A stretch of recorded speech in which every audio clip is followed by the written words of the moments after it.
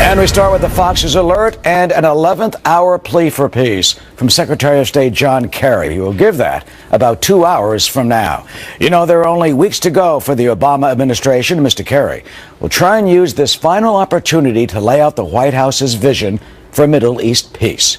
But his address at 11 a.m. Eastern Time comes at a time of increasing tensions between the United States and Israel.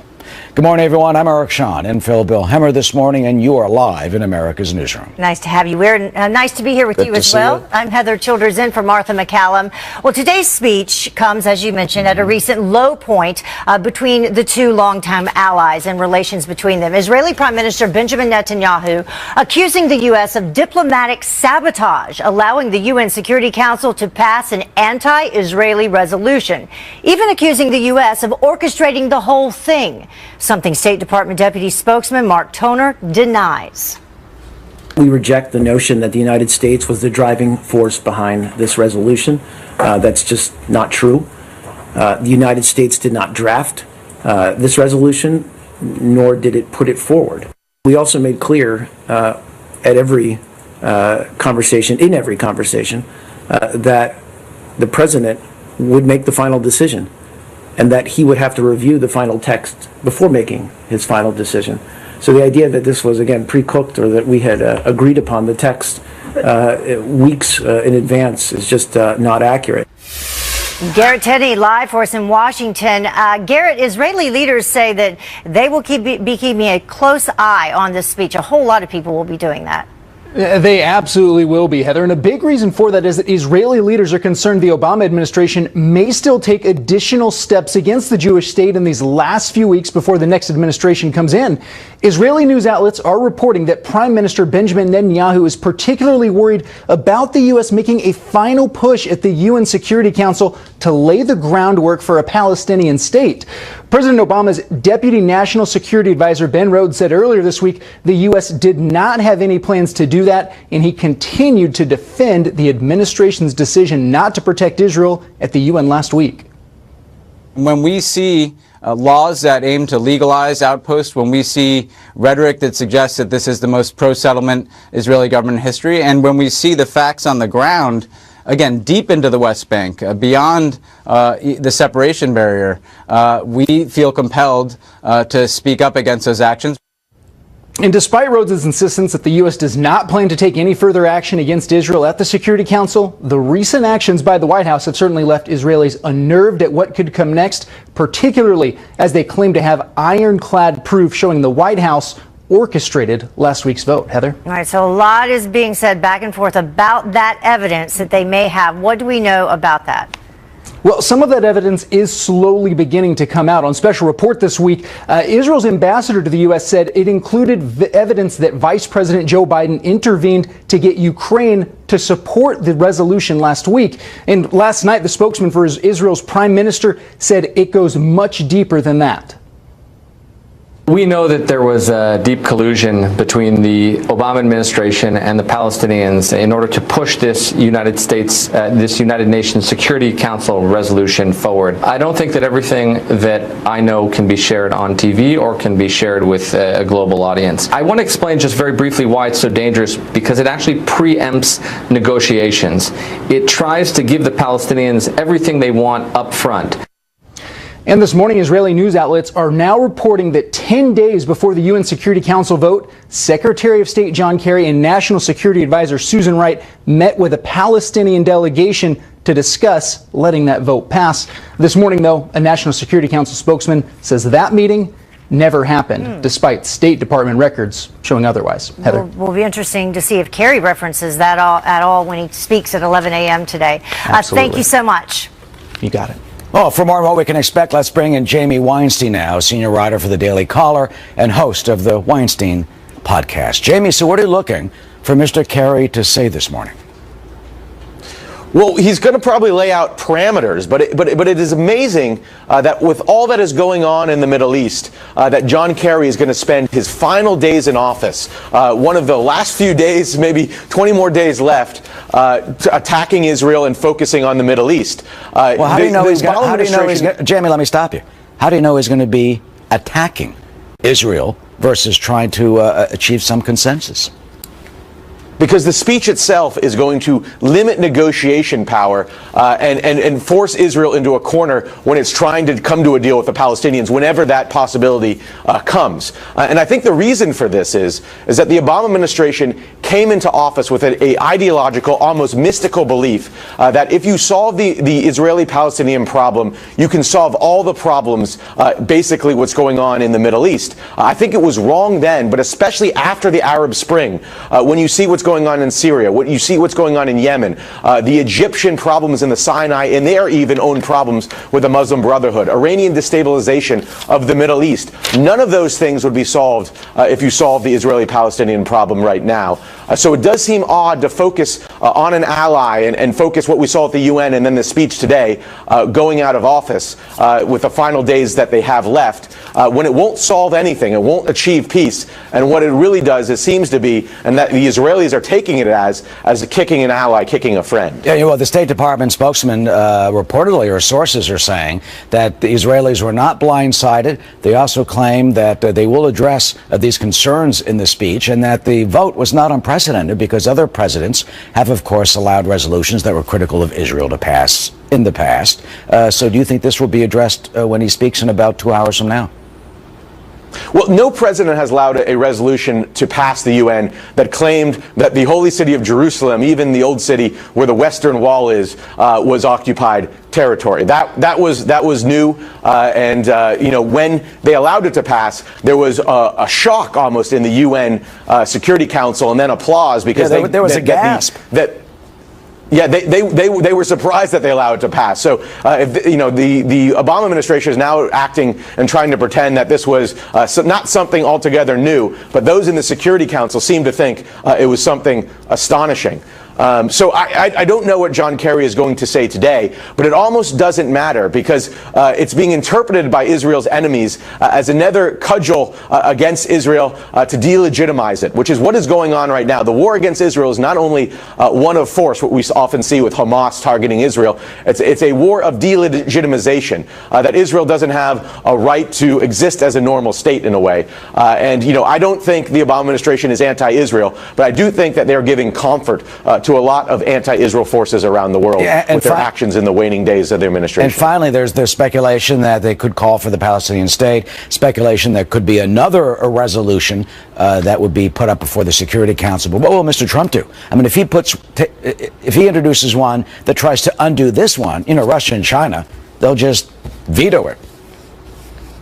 Yeah, well, you know, there's been talk about using some force to defund parts of the UN. The United States has done that in the past when they don't like what's going on. But I think the key point to keep in mind here is it's not that Israel hasn't sought peace. They have sought peace. Going back before they were a state in 1937 when they agreed to the Peel Commission, all the way to 2008 with Ehud Olmert when he agreed to a deal and the Palestinians basically walked away. But you can't have peace when half of the territory under control is in control of a terror group that says no peace is possible. So how do you come to terms with Mahmoud Abbas when he doesn't control all the territory that he's negotiating on behalf of? So I don't know what this effort is doing on the side of the United States here. You can't force peace when one side is adamantly against peace at the moment. That's a good point. How do you achieve peace with Hamas? Jamie Weinstein joining us this morning. Thank you, as always, for your insight. Good to see you, of course. And we will have much more on all this coming up. Senators John McCain and Lindsey Graham will be live here on America's Newsroom at 10:30 Eastern. That's about an hour and a half from now. We will, of course, delve into the developments between the U.S. and Israel, Secretary Kerry's major speech this morning, and the reports that the White House will punish Russia over that election hacking. And the senators will be joining us live from Latvia, where they are on a tour of the Eastern Bloc. Well, family, friends, and fans all around the world today are remembering actress and writer Carrie Fisher, a legendary movie star in her own right and daughter of Hollywood royalty. Fisher passed away yesterday, just days after suffering a massive heart attack. Her most well-known role, perhaps, as, yes, Princess Leia in Star Wars, and it made her a pop cultural icon. But it was only one part of a remarkable career.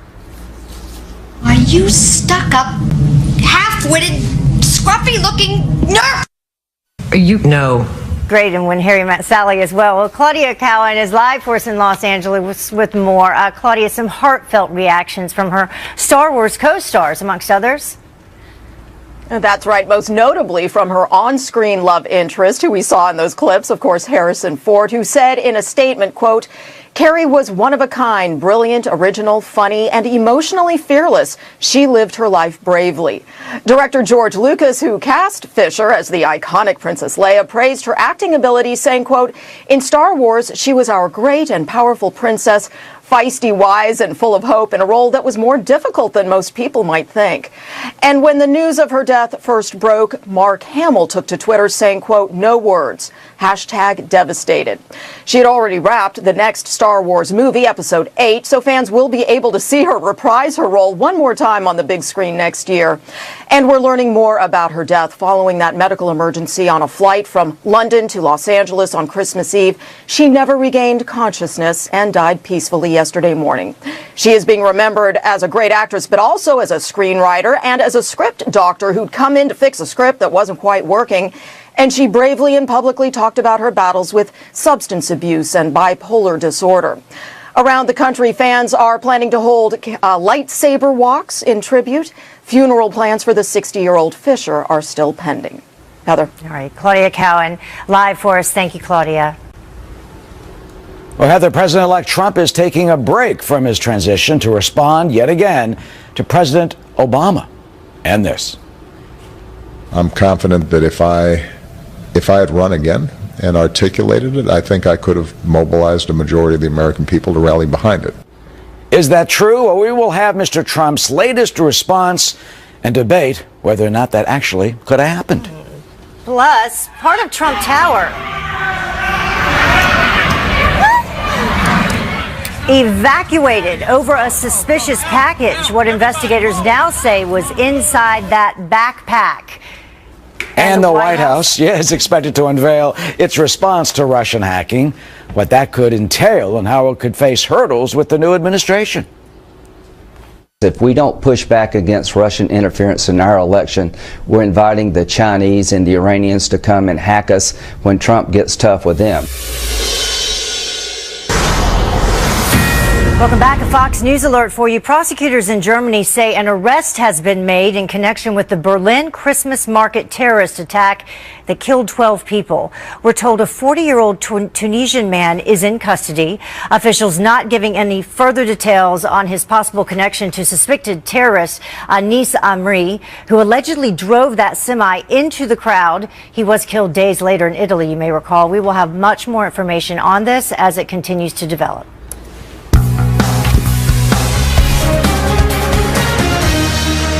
What I've been saying to people, and this was even when I thought we were going to win, was that narrow Democratic coalition, the quote-unquote Obama coalition, that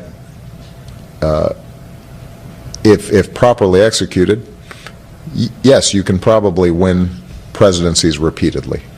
It constitutes the majority of the country. But you can't govern.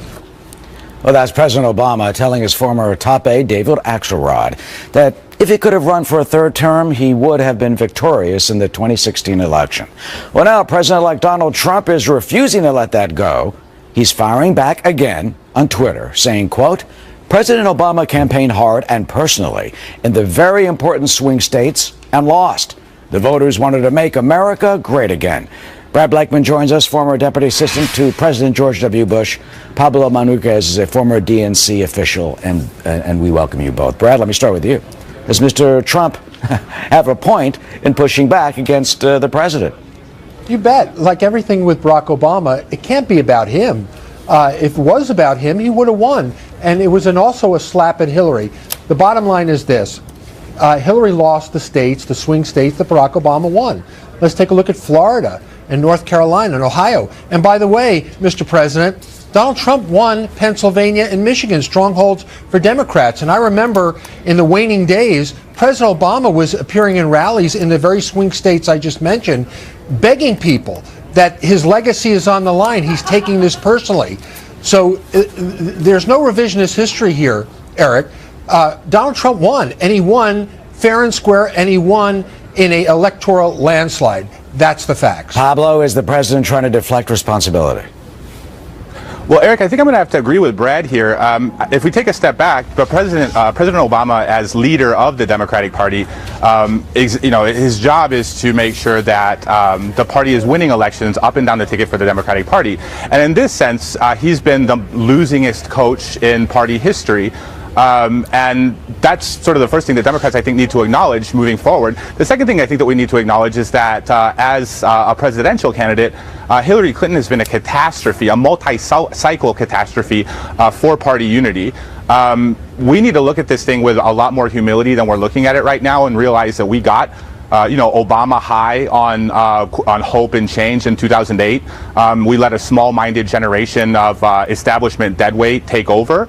And the results have been catastrophic for the Democratic Party. So over what does the party do? Losses. And Pablo, what does the party do to try to regain that? I mean, to go to Elizabeth Warren, to go more left?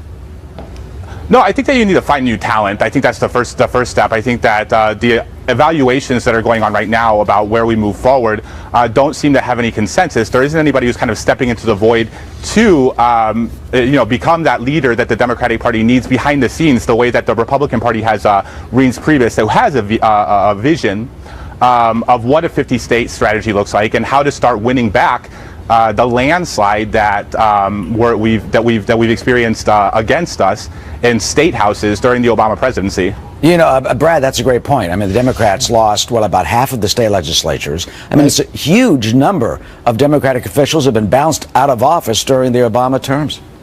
There's no doubt about it. It's been up and down the ballot losses for Democrats.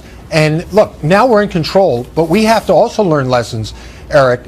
Winning isn't everything. We have a very thin bench, and we have to do what Democrats and Harry Reid suggested, although he was not following his own rules in not having a bench and the opportunity for people to move up. We have to do that. We have to do that with minority communities. We have to do that with women. We have to do that across the board. So winning isn't everything. We need to make sure that we continue to win. And the best way to do that is enact policies that are popular and that are sound, and also have candidates that reflect the party. So Democrats have a lot of work to do, but I suggest Republicans do as well. Yeah, as they start the Trump term. Pablo, last word. I mean, you think these tweets back and forth, you think that this is going to continue? Well, I mean, I think that the one thing that we need to recognize from the exchange between Mr. Axelrod and President Obama is that the same sort of naivety that they came into the White House with about the reality of Republicans' ability to obstruct their policy agenda hasn't really, sort of sunk in. They haven't learned the lessons of this, which is just another indication of that the party needs new ideas, new talent, and that the old ways of the establishment need to be reevaluated. And moving forward, the message needs to be one that acknowledges that we need Republicans and we need strategy in order to have a sustainable progressive agenda in the future. And that is going to be the turn of the page that starts January 20th. Pablo and Brad, always good to see you. Thank you. Good to see you. Of course. Thank you, Eric. Heather? Well, coming up, consumer confidence hitting its highest mark in more than a decade. And President-elect Trump says it's all thanks to him. So is he right? Plus this. Alexa, what's on the calendar today? Well, activity at Trump Tower is back to normal this morning after the building, parts of it, was briefly evacuated.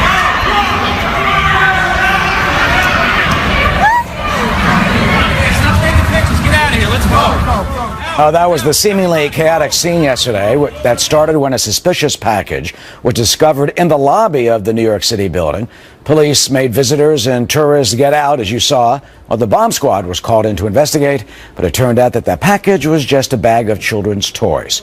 Mr. Trump was not in the building. He is spending the holiday at Mar-a-Lago in Florida. Well, consumer confidence is at its highest level since 2001. A new report showing a surge in December. President-elect Trump tweeting this. The U.S. Consumer Confidence Index for December surged nearly 4 points to 113.7. That's the highest level in more than 15 years. Thanks, Donald. Melissa Francis is the co-host of After the Bell on the Fox Business Network, and she joins us to talk a little bit more. He's very modest. Isn't he modest? Yes. Yeah. But what, deservedly so, though. People are confident in him and maybe perhaps confident as a result in the economy. Absolutely. I mean, they're confident in spending. We've seen it so far this holiday season. They're looking ahead to next year and thinking that his tax plan is going to get enacted. When you break it down, it's the way we understand it. Of course, we don't know for sure all the details, and the devil's always in the details, but it looks like everyone's going to be facing lower taxes next year, so people were more free to spend. This is the month to do it. I mean, so many retailers, so many businesses, this is the time of year when they've paid their bills and they move into the black and they start making money, so you want people to feel good right now. So when will people see if this is actually reality or wishful thinking? No, that's a very good point, and I'm always a little bit suspicious of consumer confidence because it's asking you how you feel. You don't always act on how you say you feel, so I want to see the actual spending return numbers that will come in January to see how people spent money. It's also really important to see how much business is loosening up their capital, because that has been the story of the past 8 years, was that businesses had good earnings, they had good profits, but they were reluctant to invest, especially in this country, because they were facing so much uncertainty, tax, and regulation. Now it looks like it's a good environment, but they're not going to put their money where their mouth is until they know for sure. So we've got to see a lot of the things that Trump has promised into action, and then businesses will loosen up their spending. We could see economic growth 4, 5, some people say 6%. That would be amazing. Seems like a stretch to me. We've already seen, boosting jobs, cutting taxes, also easing regulations. There was also another number I wanted to ask you about, the consumer expectations. Yeah. And that's different than the consumer confidence level, but that's also up. It's true. It's where you think your finances are going to be, where you think the economy is going to be going forward. Okay. Yeah, exactly. And it's sort of your hopefulness for your family. And that is important because, you spend and you make plans based on where you think we're headed. So if people feel good about the future, they're more likely to buy a new house. They're more likely to trade in that car. They're more likely to go look for another job, that, ask for that raise, all those kind of things that boost the economy overall. I mean, it's sentiment that gets people moving. When you feel like, your family's finances are tight or you feel uncertain, there's nothing anyone else can say to make you get off that dime, so to speak. The president-elect has already done so much before he's even taken office. Yeah. Do you think that people will give him time, or will they kind of rush to judgment and they'll expect, more of the same, things happening quickly? It's interesting. So I call what he's done for now tone from the top. They're not big moves, they're signals. He's telling Boeing, I'm reading the bill. And that's not a signal to Boeing, that's a signal to all manufacturers out there saying, hey, listen, guess what? I'm not wildly spending the taxpayer's dollar the way others have. I'm going to read the bill. With Carrier, he's saying, look, I want to keep jobs here. This is a huge priority for me. He's showing people what his priorities are. He has to follow through with real action on that front. He has to make it a good climate for businesses to keep jobs here, or else they won't, no matter how much he tries to twist their arm. Right. There's a lot of things that he has to really put in place, and I don't think they're going to give him a lot of time. I think the honeymoon period, maybe 6 months at best. I mean, he better get cracking. Yeah, so don't throw the party too early. That's right. Kind of hold off a little bit. All right, thank you so much, Melissa. Absolutely. Eric, what's up? Thanks, Heather. Melissa. Well, could Moscow face a new punishment from the U.S. for those cyber attacks during the election? We'll have details on the plan that's being put together today by the White House. And placing blame for Hillary Clinton's election loss on the head of the FBI. A former Justice Department official says Director James Comey put his thumb on the scale. Is that really the case? Yes, the FBI director is independent, as is the Attorney General, but he's also supposed to follow the rules. The FBI director is not exempt from the rules that say if you're not going to charge someone, don't pass judgment on their conduct. The White House is readying a response to Russia for reportedly interfering in our presidential election. Officials say the Obama administration is close to rolling out its retribution, but what will that retaliation entail? Kristen Fisher is live in Washington with the details. So, Kristen, what type of policies do you think we are talking about?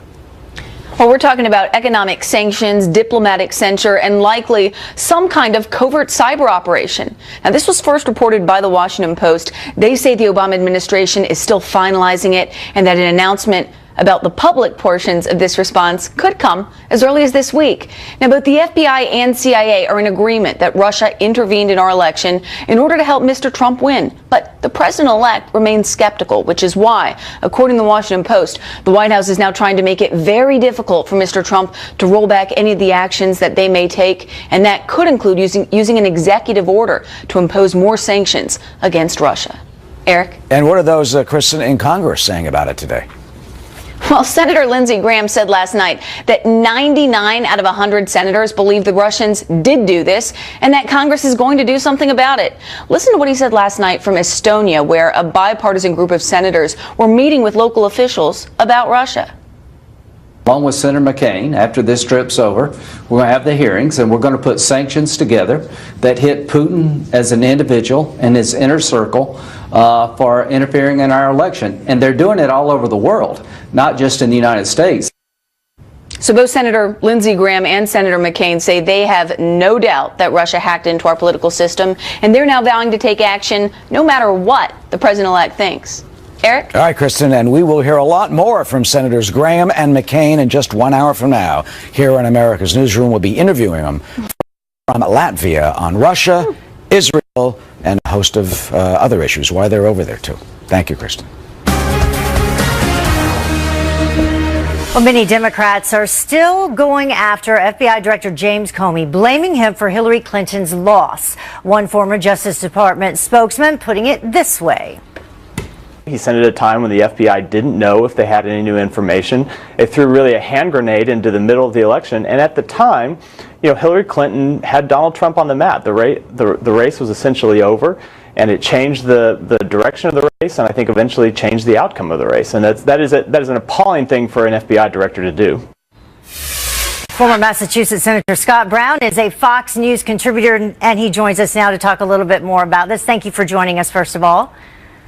Sure, Heather. So a couple things to talk about with that statement there. A hand grenade into the election. I think it's questionable as to whether or not this, in fact, was the determining factor that changed the race for Hillary Clinton. What is your take on it?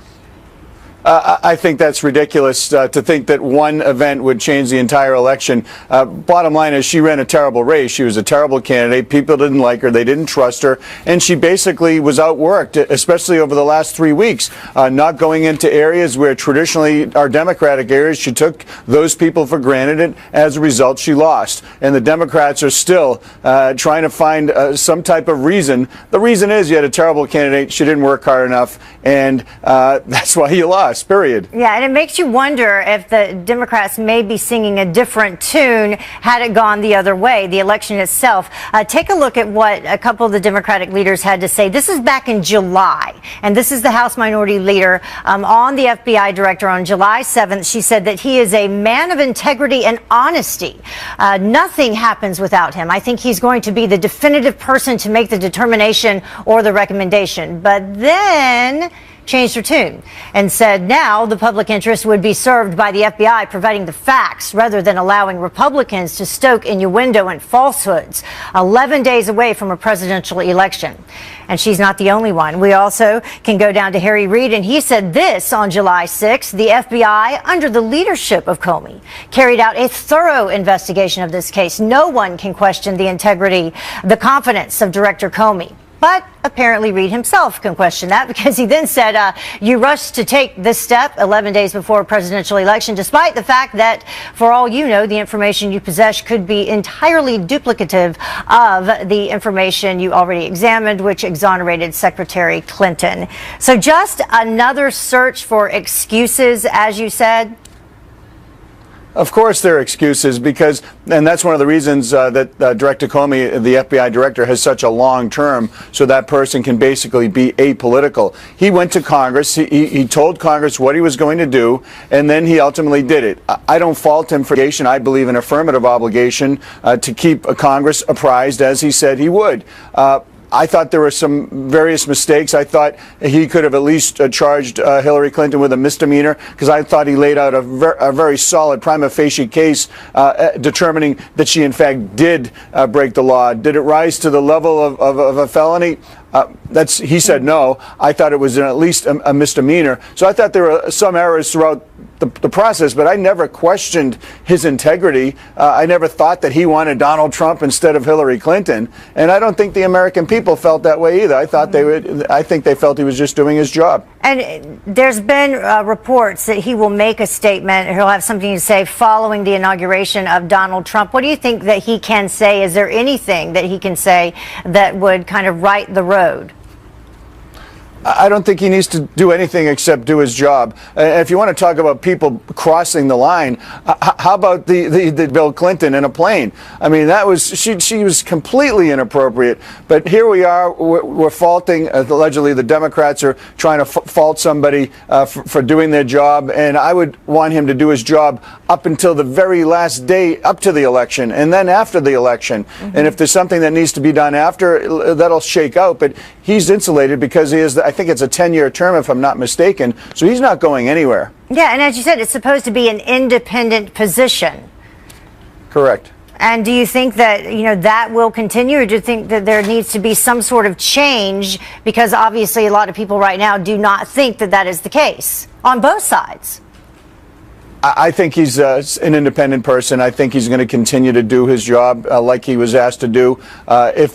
If he leaves that post, it's going to be by him resigning. He's not going to be forced out. That's the beauty of that position. They wanted independence, so they can't be influenced by every president who comes into office or leaves office. The whole vendetta type of thing. So, there's going to be griping, Heather. There's been griping. You still have the Democrats are still in shock. I don't think I've ever heard anyone say, you know what, Hillary just ran a terrible race. It's this, it's the Russians, it's the FBI, it's this, it's that. It's like, enough already. Listen, Trump won, Hillary lost, and that's it. Time to move on and give our president-elect a chance. Right. All right. Thank you so much for joining us. Thank you, Heather. Happy New Year. Happy New Year to you. Well, Heather, there are rising tensions between the Obama administration and our closest ally in the Middle East. Why Israeli officials are now bracing for what could come from Secretary of State Kerry in just 90 minutes from now. Of course, just weeks before the president leaves office. The Israeli ambassador to the United Nations is here live, and we will ask him. Plus, we'll have this. Alexa, call me.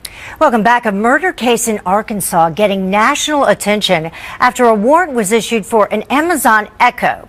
Now, the device is only activated after a user says its activation word, but once on, it records snippets of conversation that are then sent to the Amazon cloud. Bentonville investigators want information from one belonging to James Andrew Bates, who is accused of strangling a man in a hot tub. Amazon has twice refused that request, but they have turned over some of the account details. Well, Israel bracing for more attention today as U.S. Secretary of State John Kerry set to deliver a major speech in just over 1 hour from now. He'll be doing that from the State Department in Washington, talking about the Middle East peace process and U.S.-Israeli relations. This comes after Prime Minister Benjamin Netanyahu lashed out at President Obama, saying the U.S. orchestrated that United Nations Security Council vote that condemned the continued construction of settlements in the West Bank and East Jerusalem. The U.S., though, firing back, claiming that we did not orchestrate the vote. But now this morning, just moments ago, these tweets from the president-elect. He said, quote, "We cannot continue to let Israel be treated with such total disdain and disrespect. They used to have a great friend in the U.S., but not anymore. The beginning of the end was the horrible Iran deal, and now this, specifying the UN deal, stay strong, Israel, January 20th, is fast approaching." The Israeli ambassador to the United Nations is here with us this morning, Ambassador Danny Danon. Ambassador, good to see you. Thank you for coming in. Good morning. Good to be here. Well, Mr. Trump just said in his tweet, stay strong, Israel. What are you concerned about that the Secretary of State may say just over an hour from now? First of all, we are strong. We are a strong democracy, strong nation, and we will continue to be strong, and we will prevail the shameful resolution that passed at the UN last Friday. We are waiting to see Secretary Kerry's approach and his speech. We hope that he will go back to the original policy of the U.S., which called both sides to go back to direct negotiations. Because what happened on Friday, the U.S. actually and the UN told to the Palestinians, don't speak with the Israelis anymore. come to the UN, we will support your initiatives, we will pass resolutions. You cannot actually bypass direct negotiations. So you were saying U.S. officials specifically spoke directly with the Palestinian officials. To what meeting are you referring to? We have the information that the U.S. was involved with this shameful resolution. And you know, being at the UN, we are used not to be the most popular ambassador in the room, but seeing that the U.S. is not standing with us, that was very disappointing. David Keyes, the spokesman for the Prime Minister, says that there is ironclad evidence that Jerusalem has of this, that they will hand it over to the Trump administration. Should that be made public, or what do you think it is? We will leave it to the President-elect to decide about it. We will show him the evidence, and it's clear. And among friends, among allies, you don't handle it the way the U.S. administration handled it. You cannot agree about everything. We have disputes about the settlements. That's okay, but you don't go behind our back with the Palestinian and you pass such a one-sided resolution. You should read the resolution saying that we have no connection to the Wailing Wall, to the old city of Jerusalem. This is shameful. Well, officials at the Security Council, they all say they were surprised when Samantha Power, raised her hand during the abstention, most in the room expecting a veto, and there was a gasp, and they said, it wasn't premeditated. Well, if you're familiar, and Eric, you're familiar with the Security Council, you know that the U.S. is very involved with every resolution, with every word, and especially when it comes to the Middle East and when it comes to Israel. U.S. is the pen holder on every resolution regarding Israel, and we are appreciating that because in the past the U.S. stood with Israel, but this time the U.S. took advantage of their strengths in the Security Council to work a resolution which is completely one-sided and will not support the peace process. Are you looking for Mr. Kerry to explain, for example, the rationale of the Obama administration? Are you looking for Mr. Kerry? Reports say that he will say that the U.S. was not so intimately involved and that he will explain the thinking. What would you want him to say? I asked about your concerns, but what would you like to see from this administration? No, with all due respect to his speech, we will listen to it carefully, but we are concerned about the resolution that passed. Now we're hearing voices that maybe there will be another resolution at the UN Security Council. And what could that be? A second potential Anything can pass now. After what happened on Friday, anything can pass, and we are very worried about it. And I want to recall President Obama's speech at the UN when he said, you cannot promote peace in the Middle East through the UN. So what changed now? Now all of a sudden you can do that? In terms of the critics and the resolution itself, settlement's a violation of international law. It's an illegal land grab of Palestinian land. What do you say to those who say it is Israel that's being aggressive and proactive and basically violating international law, and this does not help the peace process, does not help a two-state solution? I don't accept that. We have historical rights, we have legal rights, we have, according to international law, we have rights to the land in Judea and Samaria and Jerusalem. But you know what? Let's say we have a dispute about it. So we should negotiate it. You cannot bring it to the UN and have it voted. Why New Zealand and Angola should decide about the conflict we have with the Palestinians? Well, that's the way the United Nations Security Council is set up. You have temporary members. That's that world body. Yes, but in order to actually achieve peace, and we did it in the past, we signed an agreement with Egypt, with Jordan, through direct negotiations. Nobody will be in the Middle East to moderate the peace process. We need to do it ourselves. And by coming to the UN and bypassing the direct negotiations, you're actually telling the Palestinians, don't negotiate. Continue with the incitement. Continue to support terrorism in Israel. We will take care of everything you want here in New York. And finally, how do you think this will play out? The Trump administration comes in January 20th. We have Mr. Trump's tweets saying it will be a new era at the UN and with Israeli-U.S. relations. I mean, if the U.S. institutes another resolution, they're trying to backtrack against this one. As I pointed out, Russia or China could veto it. What do you think will happen? It will be hard, but I think the U.S. should restart the UN. Because we see what's happening today with the UN, it's absurd. The number of resolutions against Israel, instead of focusing in Syria, in the real atrocities, the focus with Israel, you should look where the money goes. Major part of the UN budget comes from the US. The money should go to build bridges, not to incite against Israel. Well, the Prime Minister's already put some of the money to the UN on hold in terms of your contributions. We'll see what happens with the United States, and we'll wait for the Secretary of State to speak in just over an hour from now. Ambassador Danny Dayan, who is the Israeli ambassador to the UN. Thank you. Thank you very much, Eric. For coming in today. Thank you. Of course. Heather? Well, more from the White House, reportedly close to announcing new sanctions against Russia for meddling in our election. Senators John McCain and Lindsey Graham join us live in the next hour. Two lawmakers who have been outspoken in the push to investigate the Kremlin. And folks are dreaming of a white Christmas. Well, they may get really heavy snow for the upcoming New Year instead.